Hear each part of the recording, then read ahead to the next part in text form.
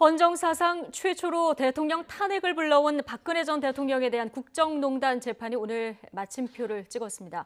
조금 전 열린 박 전 대통령 제3고심 선고 공판에서 법원은 징역 20년형을 확정했습니다. 형이 확정된 만큼 박 전 대통령은 이제 기결수 신분이 됐는데요. 최근 정치권에서 떠오른 사면론에 대한 논의가 재점화될 것으로 보입니다. 자, 이종훈, 김성환, 오늘 두 분 시사평론가와 함께하겠습니다. 어서 오십시오. 네. 안녕하세요. 예, 국정농단 사건 벌어진 걸 기준으로 하면 4년 2개월 만에, 그리고 기소된 시점으로 하면 3년 9개월 만에 이제 오늘 대법원 확정 판결이 나왔습니다. 대법원 판결을 두 번이나 받은 우여곡절 끝에 오늘 파기환송심 징역 20년형이 확정이 된 거죠. 이제 최종 확정이 된 거죠. 네, 그렇습니다. 그러니까 뭐 원래 이제 파기환송이 한번 됐던 건데. 예. 그 이후에 이제 파기환송 재판부가 이제 국정농단과 이 국정원 지금 이제 비자금 관련한 이 부분을 이제 사건을 통합을 예. 이제 병합을 한 거고요. 그 상태에서 이제 그 파기환송심 결과가 나왔는데 검찰이 그거에 대해서 좀 이제 불만이다. 예. 일부 이제 무죄로 인정된 부분을 인정할 수 없다. 그래서 이제 재상고를 한 거고, 그러니까 대법원에서 지금 두 번째 심리를 받게 된 겁니다. 결과적으로. 그래서 최종 이제 판단이 나온 거다 이렇게 이제 봐야 되겠죠. 예. 네. 그러니까 파기환송심에 대해서 검찰이 재상고를 했고 검찰의 재상고를 기각하고 네. 파기환송심을 확정을 한 건데 징역 20년형 선고 좀 자세히 좀 들어가면 어떻게 나눠집니까? 네, 그러니까 조금 전에 말씀드렸듯이 크게 이제 두 부분 아닙니까? 그러니까 국정농단 부분이 있고 국정원 이제 특활비 관련했고요. 특활비 관련한 그 두 부분이 이제 있는 건데.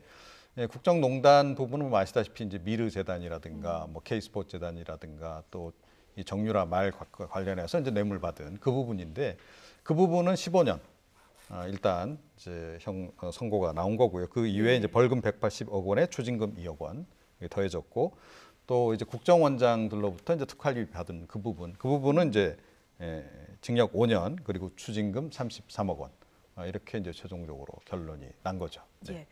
오늘 이렇게 확정 판결이 나오기까지 재판 과정도 굉장히 지난했습니다. 그간의 과정을 조금 정리를 해본다면요. 네, 뭐 굉장히 긴 시간 동안이었기 때문에요. 한 4년 가까운 기간 동안 재판이 이어졌기 때문에 이렇게 짧은 시간 동안 정리해드리긴 좀 쉽지는 않은데요. 그렇죠. 예. 말씀하신 것처럼 2017년 4월에 박근혜 전 대통령이 구속 기소가 됩니다. 그때부터 공식적으로 재판이 시작이 됐다 이렇게 봐야 되고요.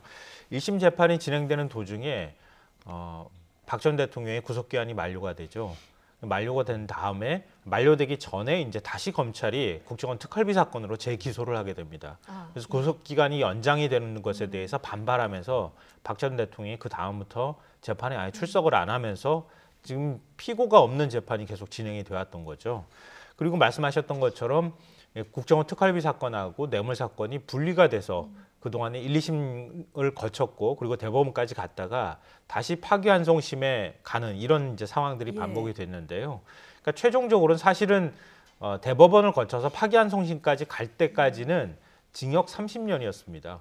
그러니까 그 특활비하고 그다음에 뇌물 사건을 합쳤을 경우에 징역 30년이었고 그리고 선거법은 또 별도로 2년이 있었거든요. 그러니까 박 전 대통령은 징역 32년을 살아야 되는 처지였는데 파기환송심에서 징역 10년을 감형을 합니다. 그 감형 사유가 나이였기 때문이다. 나이가 법원이 나이를 고려했다 이렇게 얘기를. 그래서 사실 그것 때문에 좀 비판적인 여론이 있었죠. 왜냐하면 97세가 되기 때문에 만기 출소하게 될 경우에는 사실상 종신형이나 다름이 없다. 그래서 10년을 감형한 것이 이게 타당한 것이냐 이런 논란이 있었고 그 다음에 검찰이 재항고를 한 다음에 재상고를 한 다음에 그 다음에 이번에 이제 대법원에서 최종적으로 형이 확정이 된 거죠. 그러면 박근혜 전 대통령이 지금 확정된 형이 오늘 이제 확정된 20년 그리고 이미 확정이 된 전 새누리당 공천 관련 선거법 위반이 2년이 선거법 위반 2년 하면은 총 22년 이렇게 확정이 된 건데 다음 주 월요일에는 이제 이재용 부회장 파기환송심 그 재판도 있습니다. 이렇게 되면 이제 4년 만에 국정농단 재판 관련해서는 거의 마무리가 되는 이런 상황인데요. 자, 최서원 개명 전에 최순실의 이 태블릿 PC가 세상에 알려지면서 불거진 국정농단 사건. 결국 박 전 대통령의 탄핵과 형사처벌까지 불러왔는데요. 박 전 대통령 2017년 10월 이후로는 이 본인의 재판에 전혀 대응을 하지 않고 있죠. 박 전 대통령의 과거 발언 잠시 듣고 오시겠습니다. 꼼꼼하게 챙겨보고자 하는 순수한 마음으로 한 일인데 이유 여하를 막론하고 송구스럽게 생각합니다. 그동안 쭉 이렇게 뭔가 진행 과정을 이렇게 좀 추적을 해보고 이렇게 보면 그렇게 좀 뭔가 오래전부터 기획된 것이 아닌가 하는 그런 느낌도 지울 수가 없어요. 국민 여러분께 송구스럽게 생각합니다. 성실하게 조사에 임하겠습니다. 예. 박 전 대통령이 이제 과거 녹취를 저희가 모아봤는데 이제 송구하다는 입장도 표명을 했고요. 또 기획된 느낌이 있다 이런 얘기를 하기도 했습니다. 지금 오늘 형이 확정됐는데 박근혜 전 대통령이 무슨 생각을 하고 있을까요? 그러니까 뭐 그때나 지금이나 나는 무죄다 이렇게 생각하고 있겠죠. 예. 그러니까 뭐 그 당시 기억나실지 모르겠습니다만 뭐 한 그 유튜브 채널하고 인터뷰 과정에서 이것저것 엮어서 내가 지금 이렇게 됐다 뭐 이런 식으로 항변하기도 했고 이제 그런데 그 생각이 기본적으로 변함이 저는 없을 것이다 이렇게 생각합니다. 그동안 재판 과정에 적극적으로 임하지 않았던 그 이유도 결과적으로는 그러니까 나는 무죄다라는 생각을 굳건히 가지고 있기 때문이 아닌가 이렇게 생각을 합니다. 예. 2016년 겨울로 돌아가면은 당시 대다수 국민들이 광화문 광장에 나와서 촛불을 들었었고요. 이게 사상 초유의 대통령 탄핵으로 또 연결됐습니다. 그동안 우리 사회 갈등도 좀 엄청났었는데요. 뭐 지금 이제 미국 모습을 당시에 우리가 겪었다 이렇게 생각하면 될 것 같아요. 그러니까 사실 저는 개인적으로는 박근혜 전 대통령이 스스로 하야를 선택하는 것이 맞았다. 정치적 책임을 지는 게 맞았다고 지금도 생각하는데요. 그 당시로 돌아간다면. 네. 예. 그런데 당시에 법적 절차를 밟아야 된다. 오히려 보수 진영 쪽에서 얘기를 했었고요. 그러니까 그 법적 절차의 결과가 2017년 3월 10일 헌법재판소에 박 전 대통령 파면 결정으로 결론이 났다고 생각이 됩니다. 그러니까 박 전 대통령의 태도가 전 제일 중요했다고 생각하는데요. 뭐 앞서 이제 유튜브 방송하고 인터뷰하면서 기획됐다 뭐 이렇게 얘기를 했던 것처럼 단 한 번도 자기의 잘못을 인정한 적이 없습니다. 그 지금 그 사과한 모습이 방송에 나온 것은 그건 사과했다고 볼 수가 없고요. 그러니까 최서원 씨가 잠깐 뭐 문구 고치는데 도와준 이런 부분들에 대한 것만 좀 미안하다 이렇게 생각을 한다는 식의 어떤 태도를 보였던 것이지 국정농단이라고 하는 그러니까 사인이 국정의 공적인 시스템 자체를 허물어 버렸다고 하는 것, 또 그 사인을 돕기 위한 것이든 아니면 자기의 퇴임 이후였던 간에 기업들을 통해서 돈을 뇌물을 받았다고 하는 것은 어떤 방식으로든 이거는 면피할 수 없는 것이었거든요. 근데 그런 부분에 대해서는 단 한 번도 사과하지 않았다는 거죠. 그러니까 송구하다라는 입장 표명으로 구체적인 사과라 보기에는 좀 네, 어려움이 맞습니다. 있다, 이렇게 보시는 그러니까 거군요. 예. 그리고 나니까 결국은 이른바 태극기 부대가 만들어지기 시작했고 거기에 종교적인 개념까지 같이 뭐 결합이 되면서 지금까지 박 전 대통령 뭐 탄핵은 무효다 또 부당했다 이렇게 주장하는 여론이 아직까지 남아 있는 상황이기도 합니다. 이게 곧 국민 분열을 낳았던 가장 근본적인 원인이라고 생각하거든요. 그러니까 당사자의 태도가 굉장히 중요한데 아직도 당사자는 그런 부분에 대해서 이런 방구하지 않고 있습니다. 이런 게 가장 큰 문제가 아닐까 싶습니다.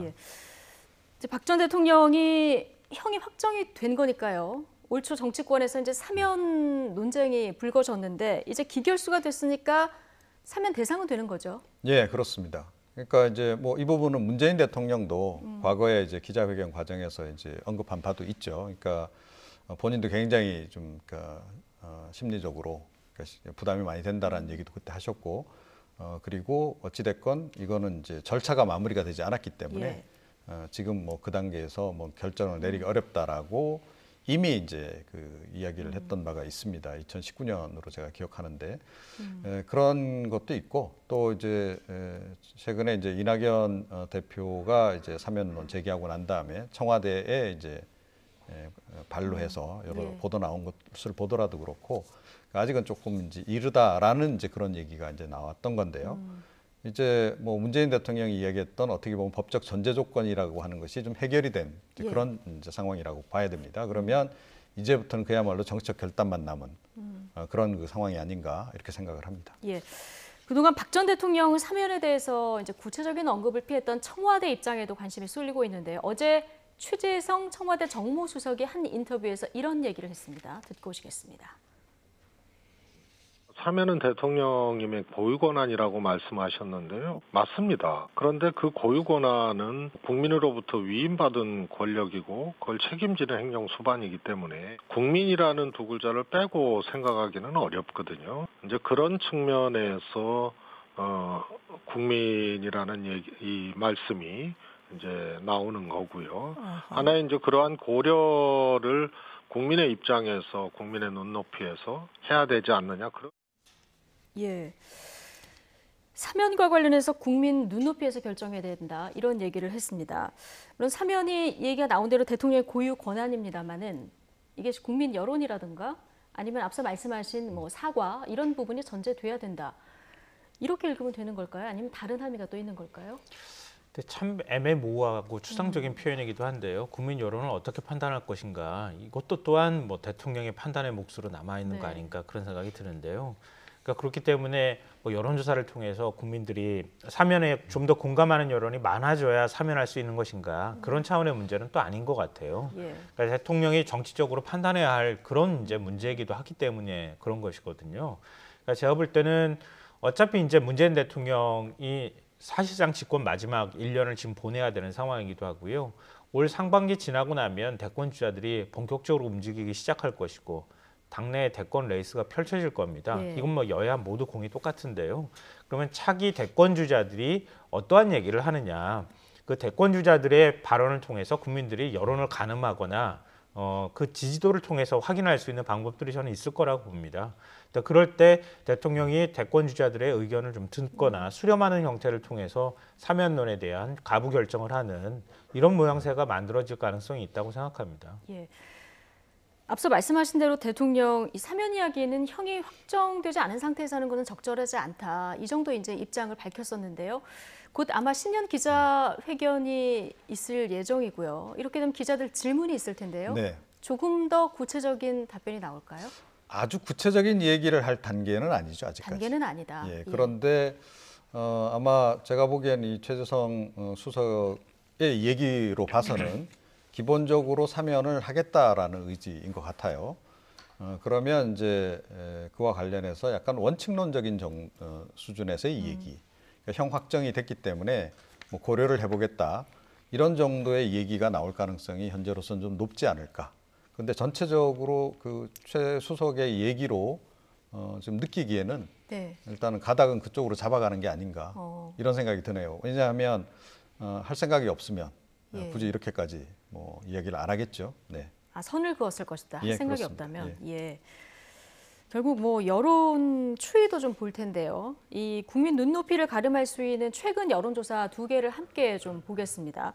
전직 대통령의 사면에 대한 찬반을 이렇게 물었을 때는 찬성 47.7, 반대 48, 좀 팽팽한데요. 그런데 사면이 국민 통합에 기여할 것이다. 자, 이런 질문을 던졌을 때 봤더니 기여하지 못할 것이다가 56.1%로 부정적인 측면이 훨씬 많은 이런 조사 결과를 볼 수 있었습니다. 앞서도 말씀드렸던 것처럼 당사자들의 태도가 대단히 중요하다 이렇게 말씀드렸잖아요. 박 전 대통령은 지금까지 재판도 참석하지 않았고요. 이명박 전 대통령의 경우에는 대법원 판결 나오고 난 다음에 법치주의가 무너졌다 이런 식의 태도를 보였거든요. 그동안에 정치적인 수사를 뭐 당해서 마치 자신이 희생자가 된 것처럼 이렇게 얘기하는 태도가 맞는 것인가 이런 부분에 대해서 걱정하고 우려하는 점이 하나 있다고 생각하고요. 또 하나는 지금 국민의힘의 태도라고 생각합니다. 국민의힘이 과거 태극기 부대랑 같이 행동하면서 정치적으로 입지를 같이 만들어왔던 측면이 있거든요. 그리고 오히려 더 그걸 부추겼던 측면도 저는 있다고 생각합니다. 이번에 민주당에서 사면론 이낙연 대표가 얘기했을 때 당사자의 사과가 중요하다, 반성이 중요하다 이렇게 얘기했을 때 국민의힘 내부에서 뭐라고 반응 나왔습니까? 무슨 그런 반성을 요구하는 사면이 있느냐 뭐 이런 식의 얘기를 했거든요. 그러면 그 이전에 김종인 비상대책위원장이 국민께 두 전직 대통령의 과오에 대해서 사죄한 것은 뭐가 되는 겁니까? 이런 식의 태도들이 계속 나오기 때문에 보는 사람 입장으로서는 국민들 입장에서는 만약에 두 전직 대통령이 나와서 어떤 발언을 한다거나 아니면은 자유의 몸이 되고 난 다음에 그 다음에 정치적 행보를 다시 밟아나갈 때 국민적 갈등이 훨씬 더 심각해질 것이다 이렇게 우려하는 것은 너무나 지극히 당연하다고 생각합니다. 그러니까 설사 두 전직 대통령이 자신의 잘못이나 과오를 인정하지 않는다 하더라도 그러면 보수 야당이라고 불리는 또 그 중심에 있는 국민의힘이 어떤 태도를 보이는가가 대단히 중요하고 그 의원들이 어떤 태도를 보이는가가 중요한데 예. 최소한 국민의힘 의원들만이라도 이런 문제에 있어서 신중한 태도를 보인다거나 사면론에 있어서 잘못한 점은 인정한다 하더라도 그래도 정치적 화해를 위해서 필요한 것 아닌가 이런 식의 태도를 저는 보여야 한다고 예. 생각합니다. 김종인 대표는 과오에 대해서 사과를 하고 또 한쪽에서는 사과 전제로 한 이런 사면이 어딨냐 이런 네. 목소리가 나오고 국민의힘 목소리부터 좀 모아줘야 된다는 얘기를 해주셨는데요. 지금 국민의힘에서 나오고 있는 목소리 대응에 대해서는 어떻게 평가하고 계십니까? 글쎄요, 그러니까 공식적인 지금 대응이 없다라고 봐야 되겠죠. 네, 각자 이제 의견들이 좀 전해지고 그렇습니다. 있는 거죠. 그러니까 김종인 위원장은 뭐 처음에 이낙연 대표가 사면론 얘기했을 때 뭐 들은 바 없다라고 반응을 보였고 선을 좀 긋기도 예. 했고 지금까지도 뭐 이건 뭐 대통령이 알아서 할 일 아니겠느냐라는 정도의 언급만 하고 있는 거예요. 그러니까 당론으로 지금 뭐 이거를 수용을 할 건지 말 건지 찬성할 건지 말 건지에 대해서도 아직 결론을 못 내린 상태인데 이게 지금 이제 국민의힘의 현재 지금 처한 상황을 좀 반영하는 게 아닌가 싶어요. 그러니까 조금 전에 말씀하셨듯이 김종인 위원장은 얼마 전에 또 이 전직 두 대통령의 지금 잘못된 국정 운영 관련해서 또 사과까지 했단 말이에요. 대국민 사과. 예. 그런데 곧바로 또 사면 찬성 이렇게 이야기하기도 좀 어려운 거죠. 그런데 당내에 또 에서는 또 개파 이해관계가 또 갈리다 보니 개파에 따라서 이거 뭐 환영한다 뭐 이런 지금 반응도 나오고 있는 거고 좀 그렇다. 이 부분도 사실은 제가 보기에는 국민의힘이 전략적으로 좀 대응을 좀 잘못하고 있는 부분이 아닌가. 그러니까 좀 교통 정리를 내부적으로 좀 할 필요가 있다는 생각은 좀 듭니다. 예.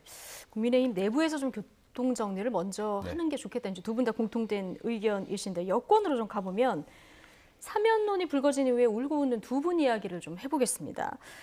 연초에 사면 화두를 던진 건 이제 이낙연 대표죠. 당내 대선 경쟁자인 이재명 지사는 대통령의 권한이라면서 말을 아끼다가 어제 사면에 대해서 공개 반대하는 입장을 공식적으로 밝혔습니다. 일단 이 목소리 듣고 오시죠. 이게 대통령의 고유 권한인데다 거의 통치행위에 가까운 분야에서 네. 이게 정쟁화되면 대통령님한테 부담이 됩니다. 제가 일반적인 말씀을 드릴 수 있어요. 네. 일반적인 말씀은 뭐냐면 사면, 용서 뭐 이런 것들은 일단은 본인이 잘못했다고 하고 국민들이 그래 용서해 주자 이럴 때 하는 게 맞죠. 네. 근데 본인들이 나 잘못한 거 없다. 내가 뭘 잘못했다고 그러냐. 이런 태도를 취하는 거를 용서를 해주면 앞으로 저 권력이 있으면은 다 봐주는구나. 다 저렇게 넘어갈 수도 있구나. 이렇게 생각하잖아요. 일반 예방 효과를 거두기 어렵다는 겁니다. 네. 사면 반대 입장을 이제 공식적으로 밝힌 건데요.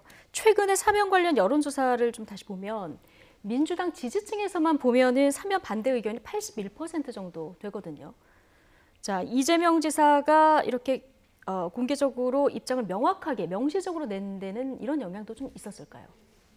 없다고 볼 수는 없겠죠. 없다고 당연히. 볼 수는 없다. 예, 맞습니다. 그리고 저는 무엇보다도 청와대 태도가 아마 이재명 지사가 이런 발언을 하게 했다고 생각해요. 예. 그러니까 청와대가 이낙연 대표하고 어느 정도 교감을 이룬 상황에서 사면론이 나왔느냐 이 부분이 굉장히 큰 관심이었잖아요. 그렇죠. 문재인 대통령하고 또 그 전에 만나기도 했었고, 그러니까 문 대통령의 뜻이 무엇인가를 확인하기 어려운 상황이었다고 하는 거죠. 근데 사면론 나오고 난 다음에 청와대가 지금 뚜렷한 입장을 밝히고 있지는 않은 상황이잖아요. 그러니까 최소한 교감을 통해서 나온 발언이라고 보기는 좀 어렵다 이런 판단을 했을 가능성이 있다고 봅니다. 그러니까 조금 마음 편해진 거죠. 이재명 지사 입장에서는. 예. 그러니까 마음이 좀 편해진 상태에서 민주당의 입장과 같이 일치하는 입장을 만들어가는 것은 자연스럽게 이낙연 대표와 뭐 일종의 대척점에 설 수도 있는 방법이 될 테니까요. 그러니까 거친 방식으로 서로 싸우거나 대립하거나 이런 방식이 아니더라도 기본적으로 큰 흐름에 같이 몸을 실어도 되겠다 이렇게 판단을 뭐 이거는 개인적 소신이기도 할 수도 있겠지만 정치적으로 해석하자면 그런 판단을 했을 수 있다고 생각합니다. 예. 최근 호남에서 특히 이제 사면 여론이 좋지 않은 상황인데요. 대표적인 호남 의원이죠. 민영배 의원도 나는 이재명 지사 공개 지지하겠다 이렇게 입장 표명도 해버리고요. 지금 호남 텃밭인 이낙연 대표의 텃밭인 호남에서 이 여론이 좀 좋지 않은 이런 상황인데 앞서 뭔가 이재명 대표가 이렇게 강하게 나오는 것은 청와대와 이낙연 대표 교감이 좀 영향이 있지 않았을까 얘기를 해주셨는데요. 이낙연 대표가 이런 흐름을 못 읽었을까요?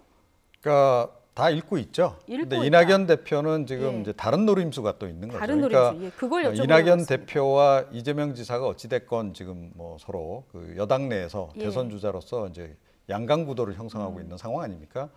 그 상태에서 이제 이낙연 대표가 최근에 조금씩 좀 이렇게 격차가 벌어지는 그런 그 네. 상황이 되다 보니 뭔가 반전 카드를 네. 생각한 것 같고 이재명 지사의 이른바 이제 그 기본 시리즈에 대항한 뭔가 다른 어떤 대안을 내놓지 않으면 안 된다라고 생각한 것 같아요. 예. 이재명 지사는 진보 그 선명성이 굉장히 뚜렷한 그런 인물 아닙니까? 이낙연 대표는 진보 그 정체성이라고 하는 측면에 볼 때는 조금 이제 부족한 감이 없잖아 있는 거죠. 예. 그 대신 장점이 뭐냐 하면 굉장히 통합지향적이고 예. 그리고 이제 부드러운 리더십. 그래서 외연 확장이 좀 가능한 그런 리더로 지금 이제 인식이 계속 돼 왔단 말이에요. 그러니까 그거를 최대한 증폭시키겠다라는 생각을 예. 좀 한 거고 그래서 사면론도 던진 것이다. 이렇게 이제 봐야 됩니다. 그래서 서로 각자가 지금 노리는 부분이 다른 거고 이재명 지사는 일단은 뭐 경선 통과가 굉장히 중요하다. 여기에 여전히 이제 방점을 두고 있는 그런 생각인 것 같고 지금 이낙연 대표 같은 경우에는 뭐 경선도 중요하지만 결국은 이제 본선 경쟁력이다. 그래서 본선 경쟁력이 있다는 점을 오히려 그 지지층에게 호소하는 편이 경선에서도 유리할 수 있다. 이런 판단을 지금 각기 내리고 있는 것으로. 경선에 방점을 찍느냐, 본선에 방점을 찍느냐에 따른 네, 그런 이제 전략적인 조금의 판단이었을 차이가 것이다. 좀 이제 전략적인 차이라고 봐야 되겠죠. 예. 그런 게 좀 있는 것으로 보입니다. 예. 자, 그런데 이제 당장 최근의 여론 흐름을 좀 보겠습니다. 어제 발표된 차기 대선 주자 그 지지도 여론 흐름을 보면 이낙연 대표 지지율이 실제로 많이 내려갔습니다. 14.1%까지 떨어졌고요. 지금 이재명 지사 25.5%고요. 그 다음이 윤석열 검찰총장 23.8%. 오히려 지금 이재명 지사와 윤석열 총장이 양강 구도고 이낙연 대표는 지금 15% 밑으로 떨어진 이런 상황이거든요. 어떻게 보십니까? 뭐 호남 여론도 말씀하셨지만 호남에서 예. 여론을 글쎄요 지금 여론으로 판단할 수 있을까요? 좀 그런 생각이 듭니다. 그러니까 문재인 대통령 때하고 비교해 보시면 아실 거예요. 그러니까 문 대통령 호남에서 그렇게 여론 지지도 높지 않았어요. 그 전에 총선에서는 국민의당이 호남 싹쓸이 했다고 할 정도로 그 정도로 여론 좋지 않았거든요. 근데 마지막에 최종적으로 호남에서 마음을 주면서 사실 대통령이 됐다 이렇게 또 볼 수 있거든요. 그러니까 지금 이낙연 대표의 지지율을 가지고 앞으로 대선 레이스에 계속 이 지지율이 유지가 될 것이다 이렇게 단정하기 네. 좀 어렵다고 생각하고요. 여당 대표가 되겠다고 마음 먹었을 때부터 사실 이런 사태나 이런 상황까지도 고려를 했었어야 된다고 좀 봅니다. 그러니까 윤석열 그리고 추미애 이런 갈등이 계속되면서 그 와중에 당대표로서 끼어들면서 뭔가 할 수 있는 역할이 많지 않았다는 것도 사실이고요. 부동산 문제도 역시 마찬가지입니다. 네. 그러니까 여당 대표로서 평가를 좀 가혹하게 받고 있는 상황이다 이렇게 보이고요. 대선 주자로서의 평가는 또 앞으로 받게 될 가능성이 있다고 생각합니다. 그러니까 이 지지율은 앞으로도 변동될 가능성이 매우 높다고 보고요. 그러니까 굳이 그런데도 이낙연 대표가 왜 여당 대표를 해야 되겠다고 생각했느냐. 우리 눈에 보이지는 않지만 여당 내에 굉장히 지지 기반을 많이 만드는 작업을 저는 하고 있을 거라고 생각해요. 그러니까 그걸 원해서 여당 대표를 하려고 했던 거거든요, 사실은. 그러니까 국민의 평가는 오히려 지지율 측면에서는 오히려 평가가 안 좋을 가능성이 있었음에도 불구하고 여당 대표를 굳이 선택했던 것은 당내 지지 기반을 확대해 나가기 위한 전략적인 포석이었다고 보거든요. 그러니까 여당 대표로서 이제 뭐 임기 2개월 정도밖에 남지 네. 않았지만 이 시기 지나고 다시 대선 주자로서 뭔가 자유롭게 얘기할 수 있는 시점이 오게 되면 그러면 뭐 지지율 변동 가능성은 앞으로도 얼마든지 있다고 생각합니다. 예. 대표로 나간 것 자체가 이제 당내 지지 기반을 다지려고 나간 것이다. 자, 그런데 대선 출마하려면 이제 3월에는 당 대표직에서 물러나야 되는 이런 상황인데 앞서 좀 선명성이 강조되는 이재명 지사하고 좀 차별화 전략을 지금 보이고 있다 얘기를 해주셨는데 좀 요약을 하면 통합 키워드로 좀 요약을 할 수 있을 것 같습니다. 사면도 그렇고요. 지금 이익공유제도 그렇고요. 근데 지금 당내 반응은 조금 미지근한 것 같아요. 네. 뭐 반발이 꽤 있죠, 사실은. 반발이 꽤 있다. 예, 예. 그런데 그럼에도 불구하고 이런 카드를 던진 것은 어떻게 보면 승부수다. 승부수다, 이렇게 이제 예. 봐야 될 것 같고요. 그러니까 당장은 반발이 있겠지만 결국은 이거를 당 쪽에서도 수용하지 않을 수 없을 것이다. 이런 생각을 하고 있는 것 같습니다. 그러니까 예. 큰 틀에서는 결국은 본인의 주장대로 좀 흘러갈 가능성이 높다라는 생각을 좀 나름 한 거고요.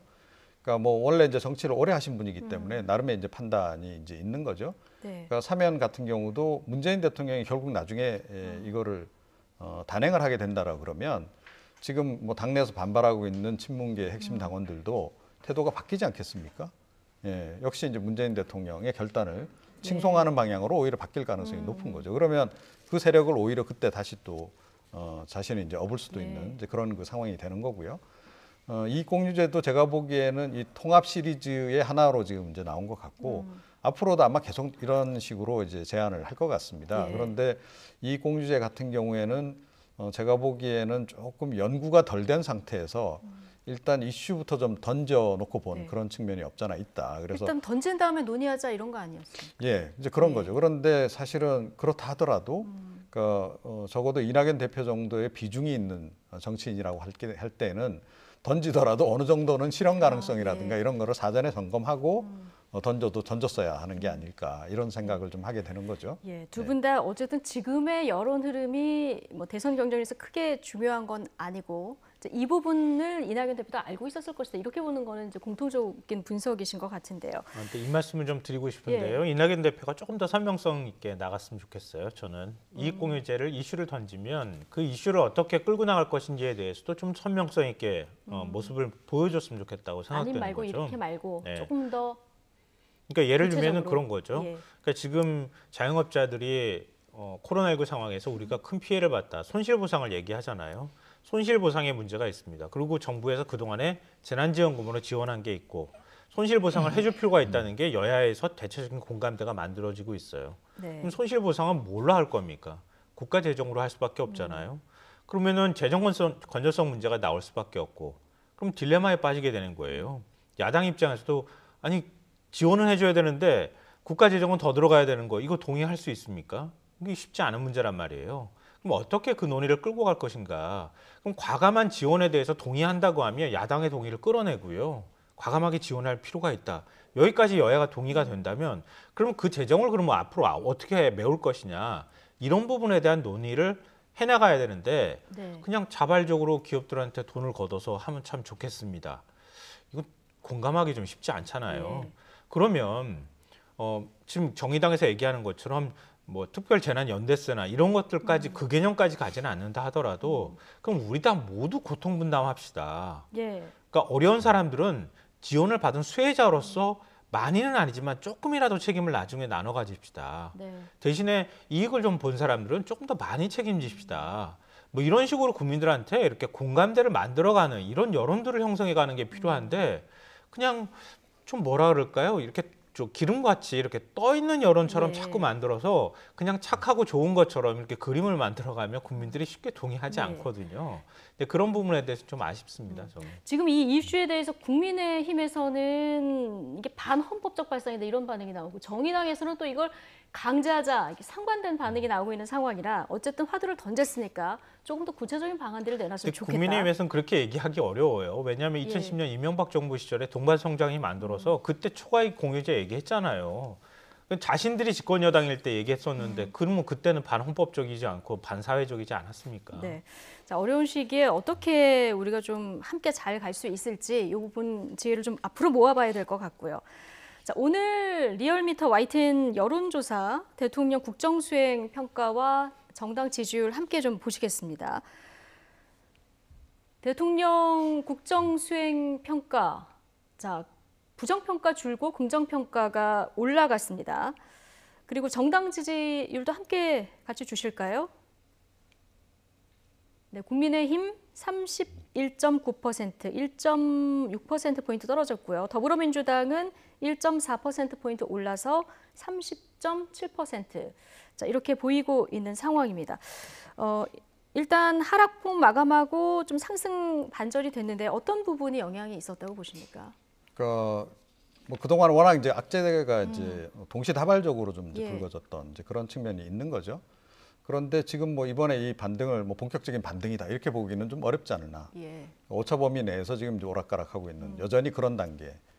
예, 다만 이제 추가 하락을 약간 좀 이제 지연시킨 그런 측면은 좀 없잖아 있지 않나 이렇게 예. 좀 생각을 하고요. 그런데 이 추세가 계속 이어질 건 좀 지켜봐야 될 부분이다 이렇게 생각을 합니다. 그러니까 아마 이제 재보선 국면이 되면서 이제 여당 쪽에서도 이런저런 이제 새로운 공약들을 또 많이 내놓겠죠.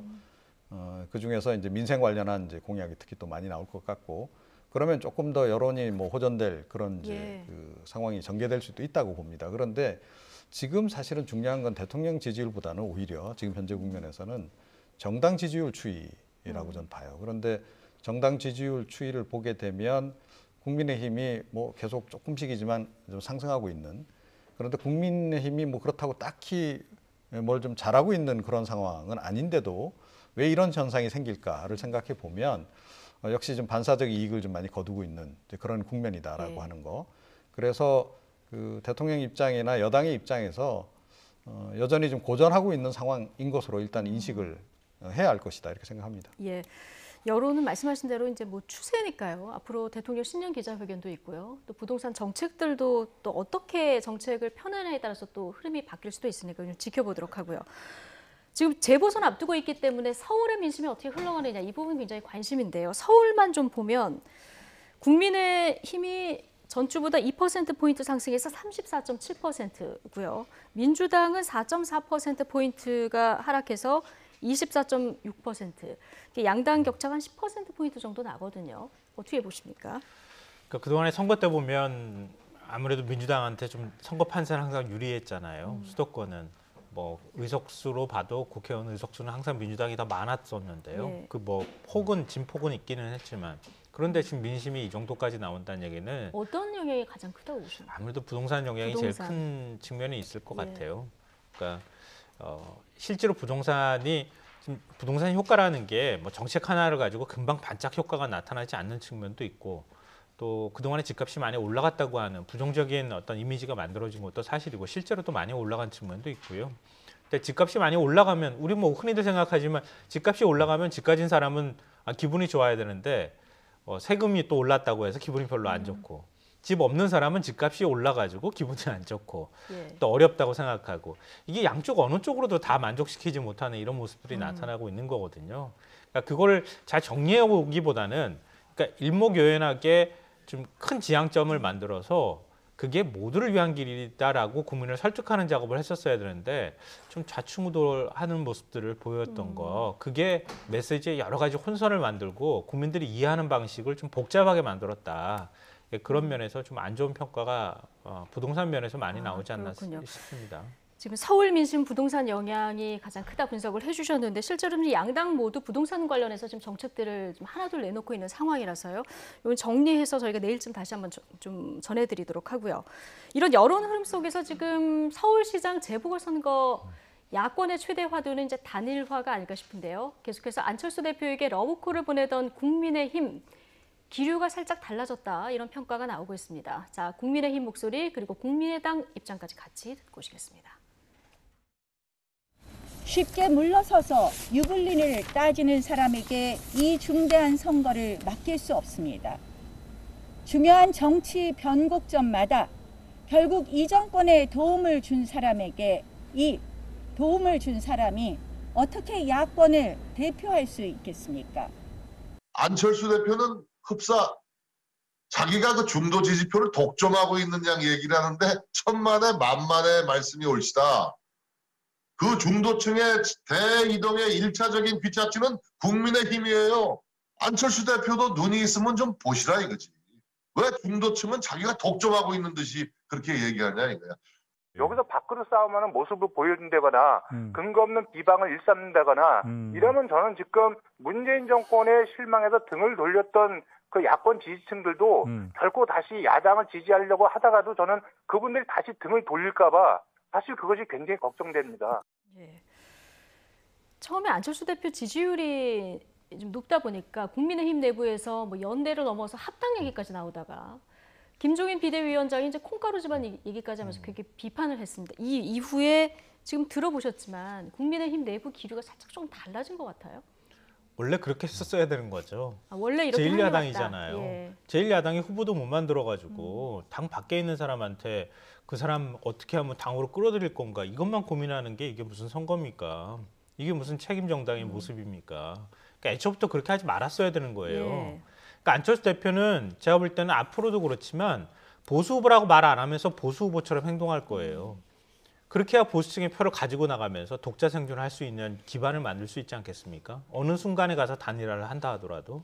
그러니까 국민의힘은 안철수 대표가 보수 후보처럼 행동하고 있다는 점을 유념하면서 해야 되는 거예요. 그러니까 그럼 같이 경쟁자는 거, 예. 경쟁을 해야 되는 처지인 거죠.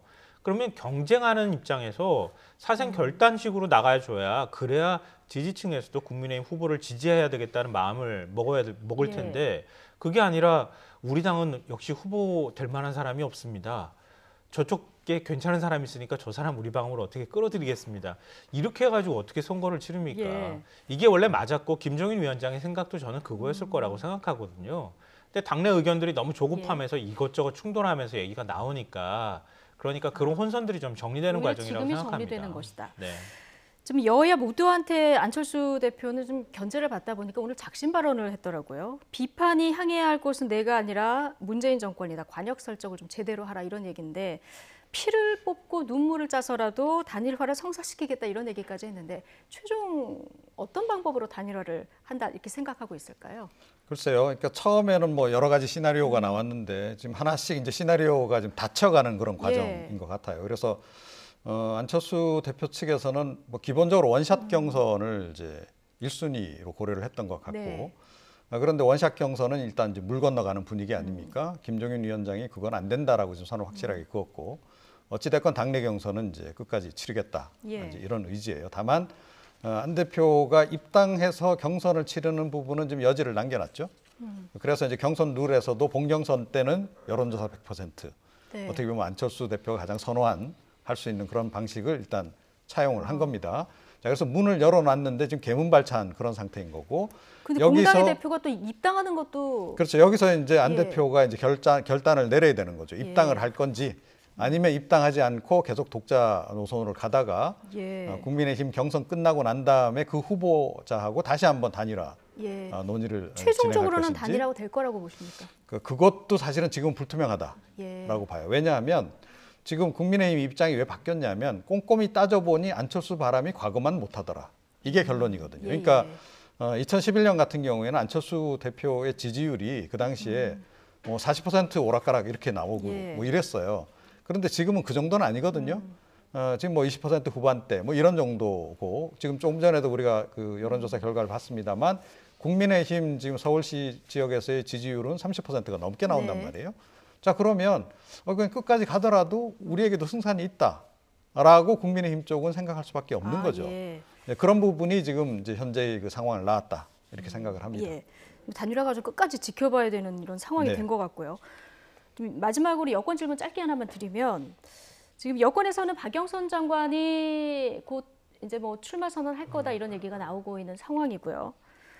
제3후보 차출설이 좀 솔솔 나왔었는데 오늘 우원식 의원이 김동연 전 경제부총리가 대안 없으면 출마를 검토하겠다 이런 얘기를 들었다. 자, 이런 말을 오늘 한 라디오 인터뷰에서 했습니다.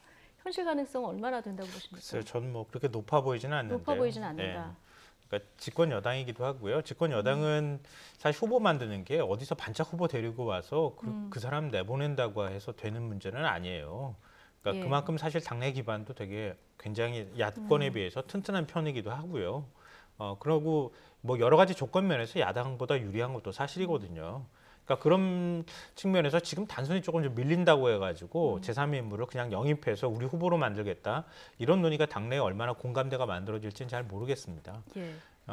근데 지금 이제 민주당은 책임론을 벗어나야 하거든요. 그러니까 민주당의 서울시장이 어찌됐든 간에 그 시장의 책임으로 지금 치러지는 선거잖아요. 그러니까 야권보다는 조금 더 신중하게 걸음을 내딛어야 할 필요가 있을 거고요. 그리고 당내 조직표도 사실은 강한 편이기도 하기 때문에 야권이 움직이는 것에 따라서 야권이 어떤 후보를 내보내는 것에 따른 전략들을 세워나가면서 대응해 나가는 이런 태도를 취할 가능성이 저는 높다고 생각합니다. 이미 후보로 나선 우상호 의원은 지금 또 정책으로 대결하자. 그래서 연일 지금 정책 발표를 하고 있는 이런 상황인데 여권 내 서울시장 후보 자 출사표를 어디까지 던질지 누구까지 던질지 좀 지켜보도록 하겠습니다. 이종훈, 김성환 두 분 시사평론가와 오늘 정치권 뉴스 함께했습니다. 고맙습니다.